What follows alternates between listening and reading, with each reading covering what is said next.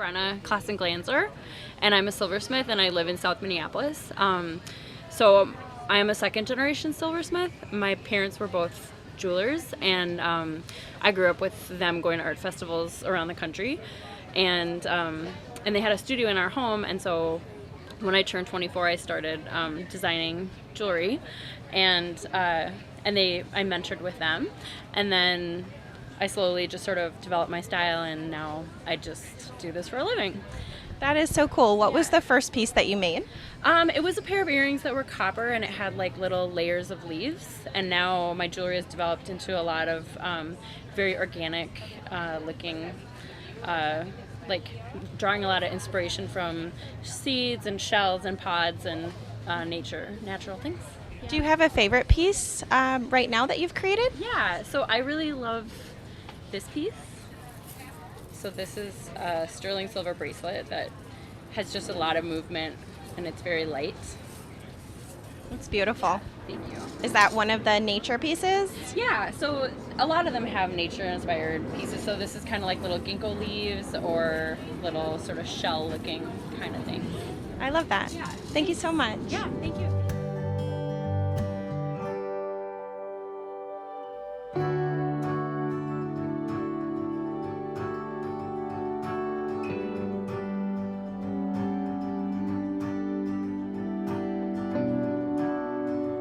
And we're here with one of the artists. What was your name? Melinda Wolf. Awesome. Well, we really like your art and wanted to ask you some questions about how you got started. Great.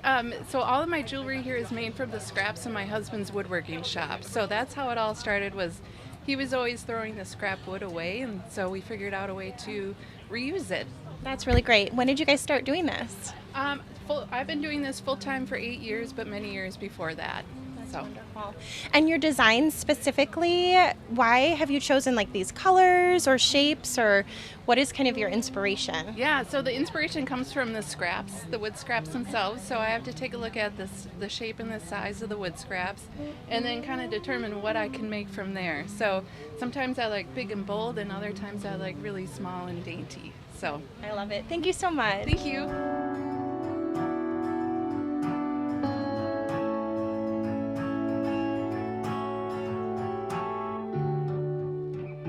And we are here with Olga. Hi, Olga. Hi. We were wondering how you kind of got started and the inspiration behind this painting here. I used to work as realistic artist, and a lot of people who visited Loring Park before, they've seen my totally different body of work.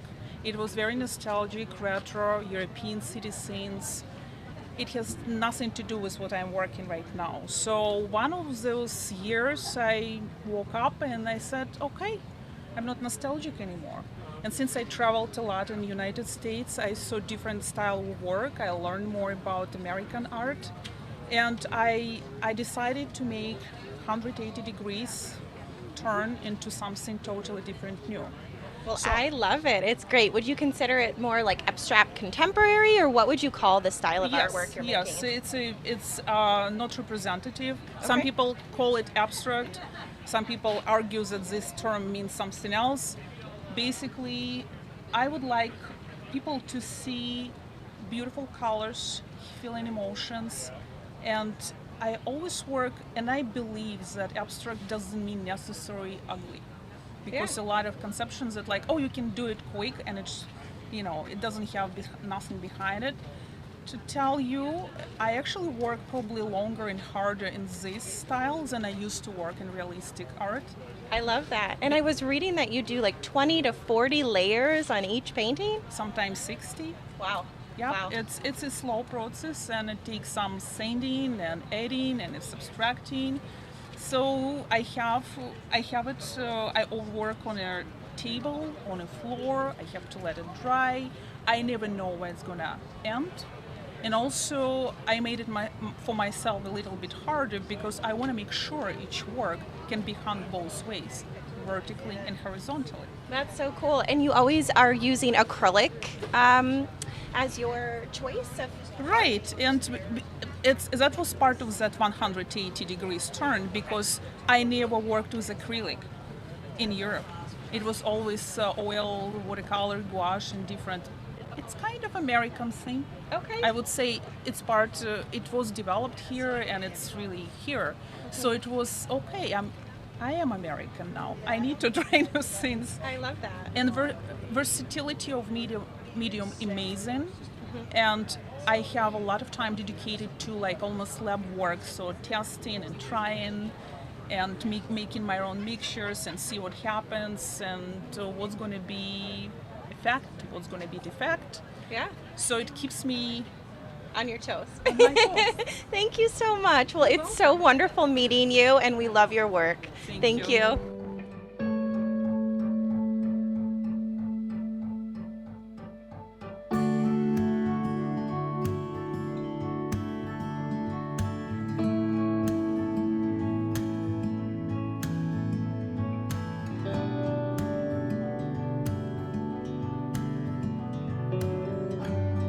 Okay.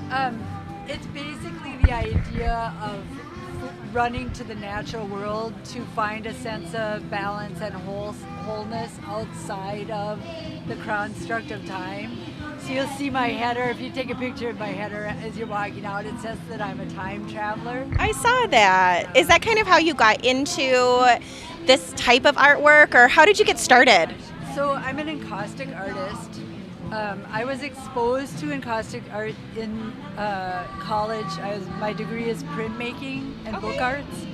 And I was using beeswax on my prints to allow light to show through them in different ways. And Oh, that is so somebody said- cool. How did you discover that? I just did it. I'm playing with materials. But someone said, oh, you're doing encaustics. And I had no idea what they were talking about.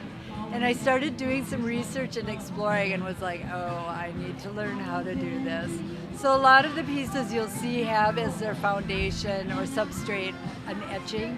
So I'm still doing printmaking and etching often as a foundation to other drawings and layers of encaustic and information over the surface of them. So That's so great. How long have you been doing this now for? I started exploring this arena in 2011 and started exhibiting in 2013. So, Do you have a favorite piece right now? oh man, I have so much artwork all over the place. In the booth, well, this one's one of my faves. The moon behind you is also one of my favorites. This one, Yeah. right here. So yeah. What was the inspiration behind that? I'm a neurodivergent human that never sleeps, and I spend a lot of time out in the night sky. And there's this face in the moon that is my friend. And I learned a couple of years ago that less than 30% of people see a face in the moon. Oh my And it gosh. was crushing to me. I was like, wait, that's that benevolent, wonderful friend that's always there when I need it, you know? And So you made a yeah, painting I to made kind an of artwork. share. And you'll see the plumb bobs a lot. That's this image right here is a Oh, plumb sure. bob.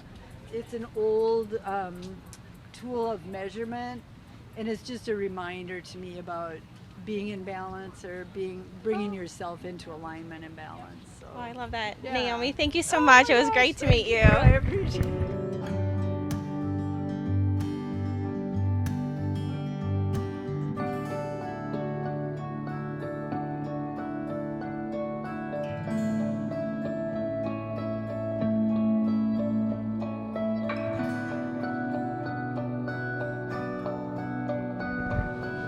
I'm here with Paul today at the Loring Park Art Festival. Paul, how are you? I'm great. Great. It's such a nice day. It is. It's beautiful Yeah. out. Well, we are very captivated by your artwork, and we're hoping that you could talk a little bit about your journey and how you got into this. That's interesting. I have a degree in English and library science. I was a English professor and then a librarian, medical librarian, and I was moving from St. Louis to Chicago, and I thought I want to just take some art classes. This is like 40 years ago. Oh, wow. That's great. And I had the normal kind of, we start with drawing and stuff like that. And when it came, they gave me some clay, and I started to work with three-dimensional pieces. That was like, oh, this is it. This was 40 years ago. Well, it's more like 45. Okay. And so for me, it was three-dimension where I can work with clay and stuff like that is really exciting. And that was the start. So, Do you have a favorite piece here that you would well, I have made today, or? I really enjoy making pieces that move a little bit. So some of these pieces have you'll see that one moving on top is just balanced, Oh yeah. and so I kind of like pieces that have a little Movement in them. movement and maybe a little danger, you know. Okay. But all of the pieces have a lot of movement. And I was reading that you spent some time in Colombia and South America. Yeah, Is my that parents correct? were missionaries there. Okay. Yeah, so So- I lived there from age 2 to 14. And are any of your pieces influenced by that time in your life as well? I'm not so sure. It's hard to know. There's so many other influences. It's Sure. hard to tell. Sure. Yeah. Well, we are just captivated, and we appreciate you for your time, and thank you so much. Yeah. Thanks a lot. All right. Yeah.